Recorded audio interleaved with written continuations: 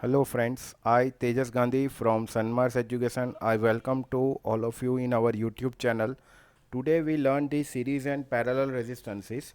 Last time we have discussed the parallel connection and just before we have discussed the series connection.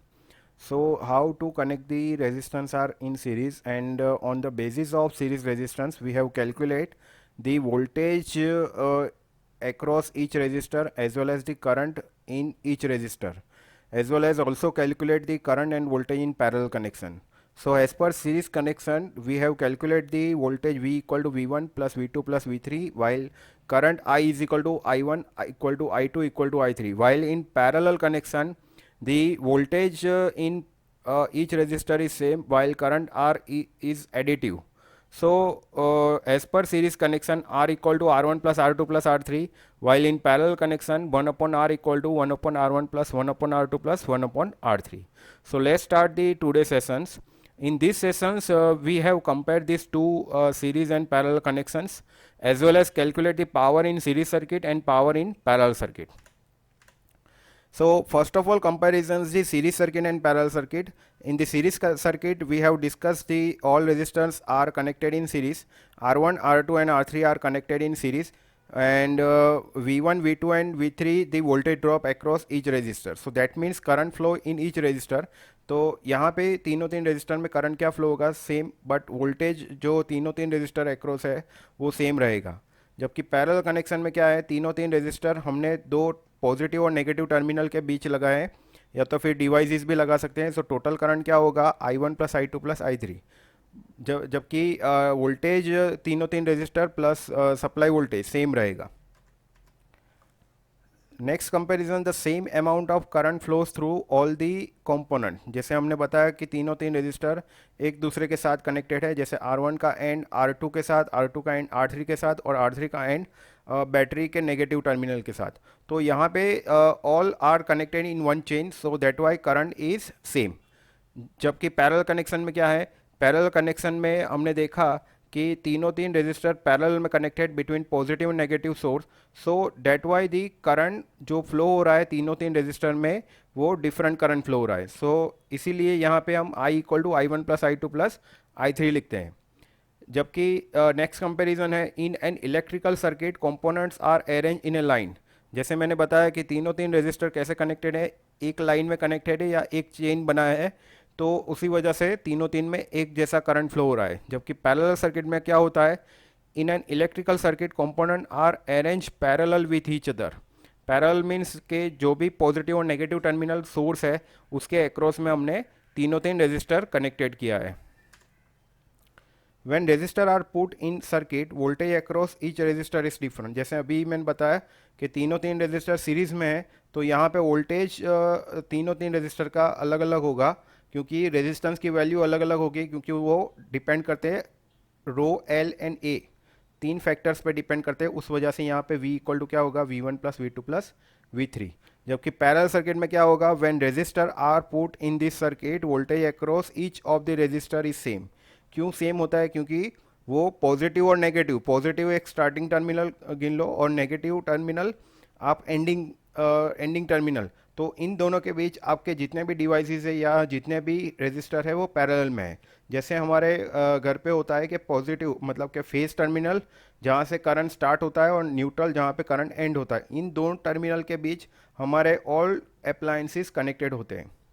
Series circuit में क्या होता है if one component break then whole circuit will burn out. जैसे एक component अगर break हो जाए या तो कोई वायर ब्रेक हो जाए तो पूरी सर्किट क्लोज हो जाती है मतलब सर्किट ऑफ हो जाती है. जबकि पैरेलल में ऐसा नहीं होता. बाई चांस आपका एक डिवाइसेस डिसकनेक्ट हो जाए या वायर ब्रेक हो जाए तो वो दूसरे अप्लायंसेस पे अफेक्ट नहीं होता. Total equivalent resistance in series circuit is higher than the individual resistance are connected in series. जैसे मैंने सीरीज कनेक्शन में बताया कि आप अगर तीन रेजिस्टर को सीरीज में लगाते हो जैसे मान लो R1 1 ओम है R2 2 ओम है और R3 3 ओम है तो टोटल इक्विवेलेंट रेजिस्टेंस क्या होगा 6 ओम. तो total equivalent resistance individual resistance से ऑलवेज हायर होता है. जबकि पैरेलल कनेक्शन में उल्टा होता है क्योंकि आप जो पैरेलल में कनेक्ट करते हो जो सबसे छोटा रेजिस्टेंस होता है R1 R2 और R3 जैसे मान लो तीन रेजिस्टर है R1 R2 और R3, इनमें से जो भी छोटा रेजिस्टेंस है उससे भी छोटा हमारा R इक्विवेलेंट होता है। तो इंडिविजुअल रेजिस्टेंस से हमारा टोटल इक्विवेलेंट रेजिस्टेंस कम होता है। Next one is power in series circuit. Power power consumptions क्या होता है? तो if the electrical appliances of power P1 P2 and P3, जैसे हमने यहाँ पे तीन रेजिस्टर को सीरीज में लगाया है और तीनों तीन के अंदर पावर कंजम्पशंस होगा। जैसे हम मान लो कि P इज इक्वल टू क्या होता है, VI होता है। तो यहाँ पे जो रेजिस्टर है तो उस रेजिस्टर के अंदर भी पावर कंजम्पशन होगा। जैसे अगर हम लैम्प तीन लैम्प सीरीज में कनेक्ट करते हैं तो तीनों तीन लैम्प के अंदर क्या होगा, पावर कंजम्पशंस होगा। तो वो पावर कंजम्पशंस कितना है तीनों तीन रेजिस्टर के अंदर, ये हम कैलकुलेट करेंगे in power in series circuit से। तो जैसे हम लिखते हैं कि power is equal to voltage into current होता है, तो ओम्स लॉ के हिसाब से V इक्वल टू क्या होता है, IR। तो अगर हम P इक्वल टू VI की फॉर्मूला में V की वैल्यू सब्सटीट्यूट कर दें तो हमें मिलेगा P is equal to I square R। तो जब रेजिस्टर को हम सीरीज में कनेक्ट करते हैं तो टोटल रेजिस्टेंस क्या होता है, R1 plus R2 plus R3। पर यहाँ पे क्या है कि तीनों तीन रेजिस्टर की वैल्यू अलग अलग है पर करंट तो सेम है। तो रेजिस्टेंस की वैल्यू डिफरेंट होने की वजह से तीनों तीन में पावर कंजम्पशन भी कैसा होगा, डिफरेंट होगा। सो टोटल इक्विवेलेंट रेजिस्टेंस क्या होगा, P by I square. First resistor P1 by I square, I same है तीनों तीन रेजिस्टर में। Similarly R2 and R3। तो हमने क्या किया, ये total R1 R2 and R3 की वैल्यू हमने टोटल इक्विवेलेंट रेजिस्टेंस की जो फॉर्मूला है उसके अंदर सब्सटीट्यूट कर दी और हमें फाइनली क्या मिला कि टोटल पावर क्या होता है, P1 plus P2 plus P3। Next one is power in parallel circuit. Power in parallel circuit में क्या है, सेम जैसे हमने सीरीज कनेक्शन में किया वैसे ही पैरेलल कनेक्शन में करना है कि अगर हम तीन रेजिस्टर को पैरेलल में कनेक्ट करते हैं और तीनों तीन में जब करंट आपका डिफरेंट है due to the value different value of resistance, और जो पैरेलल कनेक्शन में उसमें आपका वोल्टेज क्या है, सेम है। तो तीनों तीन रेजिस्टर में वोल्टेज सेम होने की वजह से तो आप यहाँ पे कैलकुलेट क्या कर रहे हो, पावर इन ईच रेजिस्टर। तो जैसे मैंने बताया कि P इज इक्वल टू क्या होता है, VI। हमने यहाँ पे क्या किया, ओम्स लॉ के हिसाब से, जैसे ओम्स लॉ क्या होता है, R equal to V by I. तो हम यहाँ पे I की जगह क्या लिख रहे हैं, V बाई आर।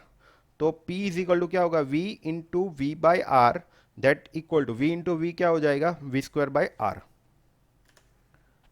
और जब आप रेजिस्टर को पैरेलल में कनेक्ट करते हो तो उसका इफेक्टिव रेजिस्टेंस क्या होता है, 1 upon R, that is equal to 1 upon R1 plus 1 upon R2 plus 1 upon R3। तो यहाँ पे तीनों तीन रेजिस्टर की वैल्यू डिफरेंट है क्योंकि उसके अंदर जो करंट फ्लो हो रहा है वो भी डिफरेंट है। तो यहाँ पे वोल्टेज हर रेजिस्टर के अंदर सेम रहेगा क्योंकि पॉजिटिव और नेगेटिव टर्मिनल के बीच कनेक्टेड है। तो R इक्वल टू क्या हुआ, V square by P, R1 equal to V square by P1, R2 is equal to V square by P2 and R3। तो ये जो वैल्यू है सारी R1 R2 एंड R3, ये सारी वैल्यू को हमने सब्सटीट्यूट किया इस इक्विवेलेंट रेजिस्टेंस की फॉर्मूला में और फाइनली हमें पावर मिला P equal to P1 plus P2 plus P3। तो हमने यहाँ पे ये प्रूव किया शायद आपका सीरीज कनेक्शन हो या पैरेलल कनेक्शन हो, पावर ऑलवेज एडिटिव होता है। यानी दोनों कनेक्शंस के अंदर power P equal to P1 plus P2 up to Pn होता है। जितने भी डिवाइसेस आप सीरीज में कनेक्ट करो या पैरेलल में कनेक्ट करो, आपका पावर ऑलवेज एडिटिव होता है। So I think all of you understood this theory. So thank you for watching my video.